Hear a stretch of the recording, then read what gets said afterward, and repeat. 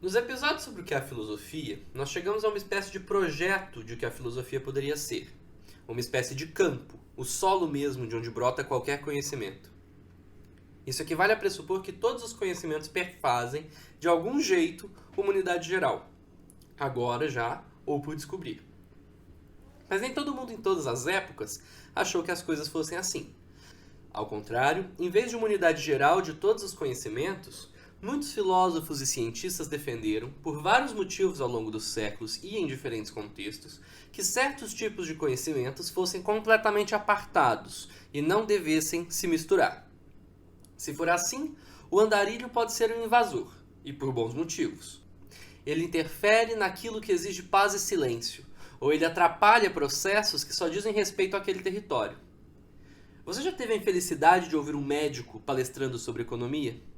Um escritor se metendo a crítico de filmes? Ou um matemático falando de políticas de educação? É claro que ser um médico não te impede de saber economia, nem ser escritor te impede de saber de cinema, menos ainda a matemática te atrapalha em conhecer as práticas educacionais. Mas às vezes parece que impede. Ou não. Esse é mais um Questão de Método com Lourenço Fernandes. Episódio 5. Metábase, ou invadindo campos. Quanto à invasão de não especialistas no campo da filosofia, então, não dá nem muita vontade de falar nada, tamanho desânimo. Porque são muitos especialistas de outras áreas que bicam a filosofia, como aquele físico, o Neil deGrasse Tyson, que apresentou aquela versão mais recente do Cosmos, que era ótima com o Carl Sagan, mas com o novo apresentador virou meio qualquer coisa. Esse cara várias vezes já apareceu por aí falando que a filosofia não serve para nada. Meio que agora é com os cientistas. Só com os cientistas. E mais quem eles deixarem, presumivelmente. Pois é, ele não é o único. Mas também não dá para falar que os filósofos não invadam frequentemente a especialidade dos outros. Tem uns por aí que adoram comentar política ou economia, por exemplo.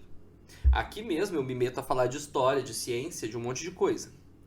Mas este e o próximo episódio vão tentar discutir duas perguntas. Quando é ruim invadir a área dos outros? E quando é bom? Neste e no próximo, a gente vai tentar dar conta desse problema, o de saber quando e como se deve ingressar em outra área, em outro campo, em outro território. E o de quando e como seria melhor não ingressar em outro espaço. Como vocês, caros ouvintes do Questão de Método, já sabem, a questão da filosofia e do método, por envolver a linguagem, também subentende, se a linguagem é um fenômeno social, que o conhecimento é um fenômeno coletivo. Porém, essas trocas entre campos são frequentemente regulamentadas. Apesar dos clamores pelo livre comércio, também entre as nações do conhecimento, a gente sabe que, na verdade, o saber não corre tão livremente assim.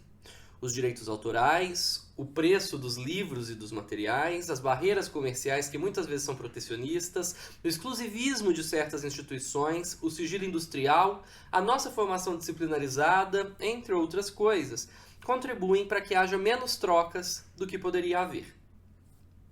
Mas para este episódio vamos falar de momentos em que se regulou muito estritamente esse espaço das disciplinas, de doutrinas bastante dominantes no passado que impediam que houvesse qualquer troca. O termo para essa passagem a um outro território, em grego, é metábase, como uma troca de base, de chão, de fundamento. Na filosofia da ciência do Aristóteles, sim, encontramos o Aristóteles de novo, na filosofia do Aristóteles, em particular, essa palavra metábase, no mais das vezes, é negativa. Porque transferir uma tese de uma disciplina para outra, na perspectiva dele, é impossível, incorreto e falso, necessariamente. Mas vamos dar um passo atrás para tentar entender antes por que ele acha isso. Na filosofia do Aristóteles, há duas disciplinas que executam uma espécie de comércio geral. E essas são justamente as duas disciplinas da linguagem, isto é, a dialética e a retórica, que são como irmãs espelhadas uma da outra. Existem formas de raciocínio que são dialéticas ou retóricas, e portanto podem ser usadas quando falamos de qualquer assunto, de qualquer matéria. É a oposição matéria e forma que está operando aqui. A forma do discurso é dada pela dialética ou pela retórica, e a matéria do discurso provém das disciplinas locais, que têm jurisdição sobre certos objetos. É possível fazer um argumento só pela forma. Por exemplo, se eu tenho duas coisas idênticas, digamos A e B, e então eu encontro uma terceira coisa, que eu sei que é idêntica a uma das duas primeiras, digamos, percebo que B e C são idênticas, então posso concluir que A também é idêntica a C. E isso vale para qualquer conhecimento em qualquer assunto. Esses raciocínios gerais são chamados de lugares comuns. Existem os lugares comuns dialéticos e os retóricos, e às vezes dá para usar o mesmo lugar comum, tanto falando de um modo dialético quanto de um modo retórico. Mas a gente vai ver a diferença entre esses dois jeitos em outra oportunidade. Agora, quando a gente vai para uma ciência particular, a coisa funciona de um jeito um pouco mais estrito. Cada uma das disciplinas teria o conhecimento específico dos objetos ao qual elas se reportam. E como os objetos são diferentes, os conhecimentos não podem ser transferidos de um para o outro. Cachorro não é sapo, por exemplo. Cachorro morre se comer chocolate, mas só por isso eu não tenho como saber se chocolate vai matar um sapo. E cachorro come sal tranquilamente, o mesmo sal que pode matar o sapo. Ou seja, a natureza do sapo e a natureza do cachorro são distintas. Então eu não posso sair transferindo o que eu sei sobre o cachorro como fato sobre o sapo, assim, de qualquer jeito. Se o sapo tiver algo de parecido com o cachorro, isso vai ser mais uma coincidência. A não ser que você entenda que eles participam de uma mesma natureza. Os dois são animais, por exemplo. Então os dois teriam a essência da animalidade, como dirão os medievais. E a mesma proibição da transferência indevida vale quando eu falar da relação entre diferentes disciplinas. Mas tem um detalhe aqui.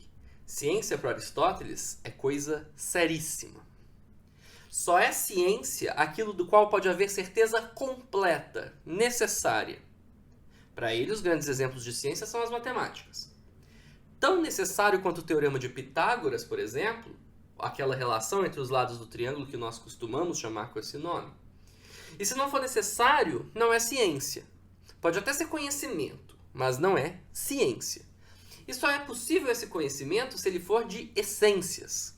As coisas que são tão eternas e necessárias quanto esses raciocínios científicos que a gente está buscando com Aristóteles. Raciocínios que podem ser expressos como silogismos. Então o exemplo do sapo e do cachorro não é muito bom, na verdade, porque eles são só dois tipos de animais, feitos de matéria, terra, fogo, água e ar. E por isso eles nascem e morrem, não são eternos, não são necessários, mas talvez tenham alguma essência. Então a ciência deles não poderia ir muito longe. Agora, o cachorro e o sapo do Aristóteles são, na verdade, a geometria e a aritmética. Olha só o capítulo 7 dos Analíticos Posteriores, também chamado Segundos Analíticos, parte do órgão. O Aristóteles tem um estilo meio maçante, então eu adaptei um pouco para ficar melhor de ouvir. Concluímos, então, que não podemos passar de um gênero a outro quando fazemos demonstrações. Não podemos, por exemplo, provar verdades geométricas através da aritmética, pois há três coisas na demonstração. Aquilo que é provado, a conclusão, que é um atributo inerente por essência a um gênero. Depois, os axiomas, que são as premissas da demonstração. Enfim, o gênero do assunto, cujos atributos ou propriedades essenciais são revelados pela demonstração.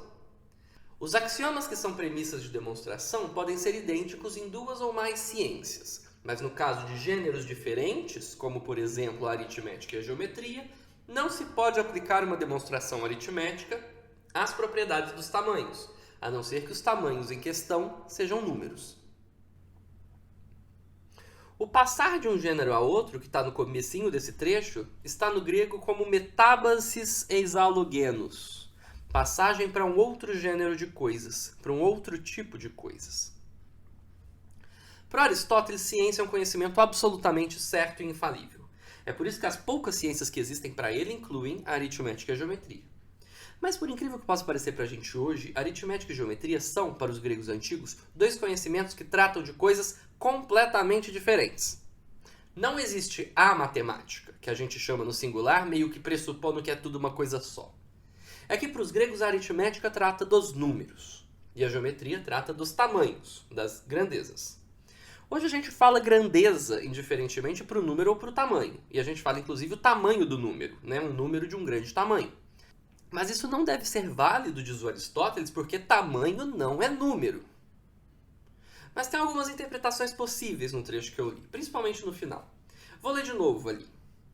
Mas no caso de gêneros diferentes, como por exemplo a aritmética e a geometria, não se pode aplicar uma demonstração aritmética às propriedades dos tamanhos, a não ser que os tamanhos em questão sejam números. A não ser que os tamanhos em questão sejam números? É uma brecha isso aqui para a gente misturar as duas? Parece que não. Há um razoável consenso entre os comentadores de que esse trecho é irônico. E o Aristóteles está falando que é óbvio que um tamanho não é um número. E só no dia que um tamanho for um número, como quem diz, no dia que as vacas tiverem escamas, é que a geometria vai poder transferir suas conclusões para a aritmética. Tem um certo correspondente disso nos textos dos matemáticos gregos também. A principal pista disso é que o Euclides nos Elementos, o grande clássico matemático da Grécia, de onde se diz geometria euclidiana, desenvolve no livro 5 alguns teoremas sobre a proporção em geometria, que serão provados de novo e de um jeito muito parecido no primeiro livro de aritmética, que é o livro 7, sobre proporções entre números. Será que ele não podia ter provado com figuras da geometria e depois só ter falado, isso vale para os números também? Aparentemente não. Assim como aquilo que acontece com o cachorro não necessariamente acontece com o sapo, a não ser que você verifique depois, com cuidado, que no sapo é bem parecido. Ou seja, a correspondência entre geometria e aritmética não está dada, já que elas tratam de objetos diferentes, que têm naturezas diferentes. Mas então, mais do que só não estar dada a correspondência, vai ser errado pensar que porque algo na geometria funciona assim e assim, então, por analogia, vai ser igual na aritmética.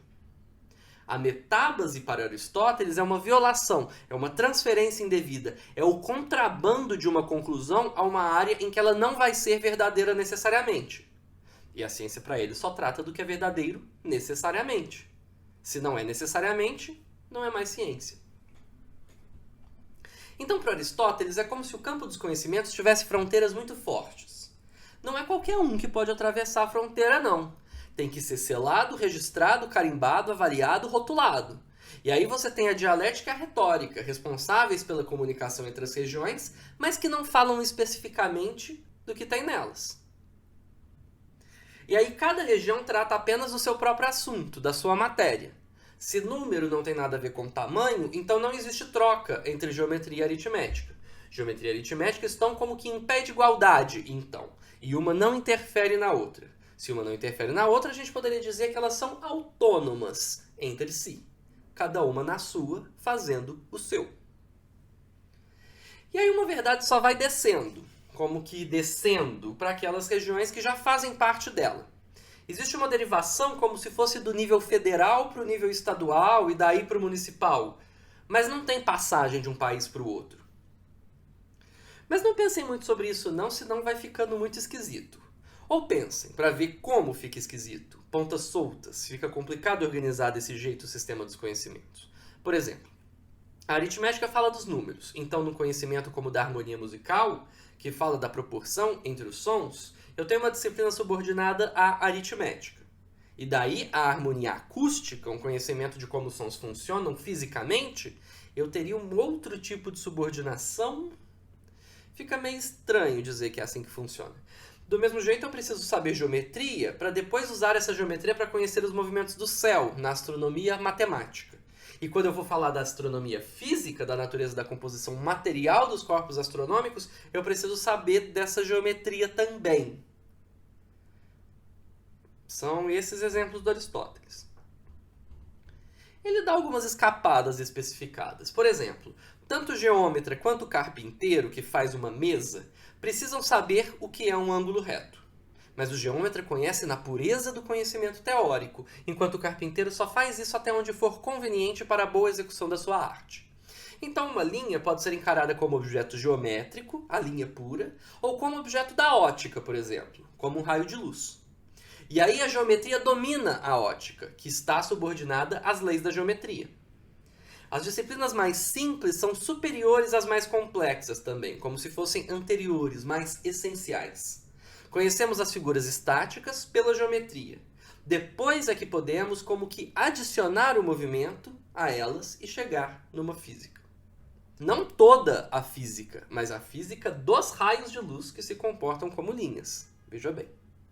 Não necessariamente haverá todas as regiões da física que serão assimiladas à matemática. Isso seria justamente uma suposição aleatória e uma suposição de metábase que está proibida. Por último, temos uma relação ainda mais esquisita, aquela entre uma disciplina que conhece o fenômeno e uma outra que conhece a sua causa. O exemplo do Aristóteles é bem esquisito. Os médicos sabem que a ferida circular é a que mais demora a cicatrizar. Aí ele diz que a medicina conhece esse fenômeno, mas quem conhece a sua causa é a geometria. E como que fica, então, aqui aquela restrição da metábase? A medicina é parte da geometria? E se não, como fica então? Existem assuntos que têm, por assim dizer, dupla cidadania? E se tiverem, eles são casos isolados ou são coisas que, para serem compreendidas, se ajudam mutuamente, se iluminam reciprocamente? Muitas perguntas difíceis e que são questões de interpretação de Aristóteles. Tanto de a gente interpretar o texto de Aristóteles, quanto de a gente ver como os outros interpretaram, em diferentes épocas e lugares, esse mesmo texto. Mas por hoje a gente vai ficar por aqui. O que fica de resumo para a gente entender um pouco melhor tudo isso é que no Aristóteles o critério para você dizer onde começa uma disciplina e começa outra são os tipos de coisas de que ela trata. Então tem uma classificação das substâncias do mundo, dos tipos de coisas que existem, e cada disciplina vai conhecer direito cada uma dessas coisas. O problema do Aristóteles é com a equivocidade. Falar manga e não saber se é a fruta ou o pedaço da camisa, para Aristóteles é fonte de muita ansiedade. Quando você fala de uma coisa, você tem que estar falando só daquela coisa. Ele quer acabar com qualquer duplo sentido, qualquer ambiguidade, deixar tudo perfeitamente separadinho, ordenadinho. Mas será que é possível fazer isso em termos de conhecimentos? De toda forma, esse desejo de não confundir as coisas e não avançar rápido demais sobre outras coisas é um pouco da motivação dessa restrição da metábase. Tem que tomar cuidado quando for pensar as coisas, e a analogia entre os assuntos não pode correr solta. É preciso muita disciplina no raciocinar e no pesquisar. Mas eu vou confessar uma coisinha aqui. Eu não falei tanto de Aristóteles nesse episódio porque eu seja um grande fã dele. Eu até acho importante, como acho importante todo o cânone da filosofia, mas não é um cara que me agrade ler. Na verdade, eu achei toda essa discussão da metábase através de uma tese de doutorado da Universidade da Califórnia, defendida por um certo Stephen Livesey, em 1982. E nessa tese ele faz muito da história que eu contei, com muitos mais detalhes, usando muitos outros autores que também comentaram esse problema da relação metodológica entre as diferentes disciplinas, ou outros autores que estudaram a filosofia de Aristóteles até o começo da modernidade. E se você se atentar para como Livesey, e não Aristóteles, enquadra esse problema da relação entre as disciplinas, você percebe algo bastante curioso. Porque para o Livesey, o problema da restrição das metábases é uma questão de autonomia das disciplinas. Ou seja, a tese analisa um problema conceitual da história da filosofia e da herança do Aristóteles, desde os analíticos posteriores e suas repercussões na Europa, mas porque isso seria importante, de certa forma indireta. Ele seria importante também porque é um meio para se refletir melhor sobre o problema central. E o problema central entende essa distinção das disciplinas como uma questão de soberania local, de autonomia, de como deixar de ter que prestar contas para os outros territórios. É que esse era um dos problemas principais para a filosofia da ciência norte-americana nas décadas de 70 e 80, momento de formação do Livesey. Nós estamos falando, então, por exemplo, da questão da autonomia da ciência em relação aos outros aspectos da sociedade. Talvez em relação à economia, talvez em relação à sociedade. E também a questão da autonomia entre os cientistas, entre a universidade e as instituições científicas, ou entre os institutos da mesma universidade. E quem pode interferir no que e dizer o que deve ser feito e o que não deve? Quem pode meter a colher nos assuntos dos outros? Trata-se, portanto, de uma questão de política, e uma questão de política científica e de política institucional da universidade. Será que essa autonomia faz sentido? Será que a sociedade não pode interferir no funcionamento da ciência? Decidir por um lado ou por outro, é claro, é uma posição política. mas busca-se aqui fundamentar, de certa forma, a autonomia de certas regiões em relação a outras, para que elas passem incólumes sob pressões de outras áreas. É claro que essa questão da autonomia pode ser legítima ou ilegítima, dependendo da situação. O território pode estar sendo invadido ilegitimamente ou apenas ocupado de forma legítima. Agora, voltando para aquela citação que eu li há um tempo, a de Aristóteles nos Analíticos Posteriores. Lembra do "a não ser que tamanhos sejam números"? Que era algum tipo de ironia, provavelmente? E quando alguém ler isso e não pegar a ironia? Ou não quiser pegar essa ironia? O Alberto Magno foi um autor que fez isso e pensou: a não ser que tamanhos sejam números?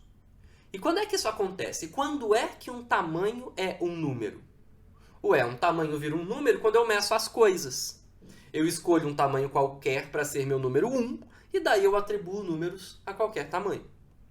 Ele não foi tão longe nisso, e talvez nem tenha pensado nesses termos, mas a tendência está um pouco que dada desde já. Até porque Aristóteles não é o único texto sobre ciência que existe por aí. Tem os platônicos, tem os estoicos, tem todas as misturas de doutrinas acontecendo da antiguidade até a Idade Média. Mas isso poderia ser um pontapé, uma abertura de interpretação para a gente começar a medir tudo, como fazemos hoje. Essa é a sugestão do Livesey, baseada em outros autores antigos e contemporâneos. Mas eu estava ainda bem longe da época do Alberto Magno, ele que é mais famoso por ter sido professor de São Tomás de Aquino, lá no século XIII, anos 1200 e tanto. Mas daí que aos poucos vai se chegando a isso. Misturar a geometria a um tipo novo de aritmética seria contra a restrição da metábase aristotélica. Mas é o que acontece entre geometria e a aritmética especiosa, ou literal. Aquela aritmética que usa letras e que nós chamamos de álgebra. Daí o plano cartesiano, a geometria analítica, e você aprender na escola a fórmula algébrica de uma parábola, que é uma figura geométrica. Juntar figura e fórmula seria contra a metábase. Os gregos não permitiriam. O Aristóteles, em particular, muito menos. E aplicar as matemáticas à física, então, como a cinemática do Galileu, talvez? Todos esses são momentos de mistura, de violação da metábase, de ultrapassagem de fronteiras entre disciplinas, que passam como que a se ajudar. A não ser que uma domine a outra, é claro. E aí você cai na velha cascata de dignidades, tão patética e mesquinha, usada perversamente para que as disciplinas dominem umas às outras. Aquela cascata que te diz que psicologia é só biologia aplicada, que biologia é só química aplicada, que química é só física aplicada, que física é só matemática aplicada. Todos sob a dominação das matemáticas. Uma relação de superior e inferior, em vez de uma negociação entre partes que estão no mesmo nível de dignidade. Na verdade, a metábase é violada o tempo todo por analogias entre as disciplinas. E, portanto, os territórios estão em comércio contínuo. Mas fica a pergunta, então, quem é o senhor dessas terras? O autor francês do século XX, chamado Simondon, nos provoca quando diz que diferenciar matéria e forma, como faz o Aristóteles, já te predispõe, desde já, a aceitar a escravidão. É que a separação entre matéria e forma tem como correlato a separação entre teoria e prática, que é uma separação entre o corpo e a mente, ou melhor, entre quem fala e quem trabalha. Quem só fala é o senhor, quem só trabalha é o escravo. Pensar as disciplinas em termos de forma e matéria, quem fala e quem faz, também tem algo parecido com isso. E nem toda busca por autonomia é positiva. Tem coisas que não podem ser autônomas, que exigem que mais gente de mais lugares esteja em condições de interferir. Essa busca por autonomia pode, às vezes, ser a de um marido que não quer que metam a colher nas suas agressões contra a esposa. E ele vai falar em família e em hierarquia para se defender. Mas ali, uma justiça maior que a que funciona dentro do lar deve vir e agir em favor dessa esposa, né? Esse foi o Questão de Método com Lourenço Fernandes. Obrigado por ouvirem até aqui. Você encontra algumas referências do episódio, dos livros que eu mencionei ou usei para escrevê-lo, na descrição. Você também acha meu contato e minhas contas em outras redes sociais ali, para me seguir em outros projetos. No próximo episódio, irmão deste, vamos pensar nas condições e precauções para adentrar um terreno estrangeiro. Até lá!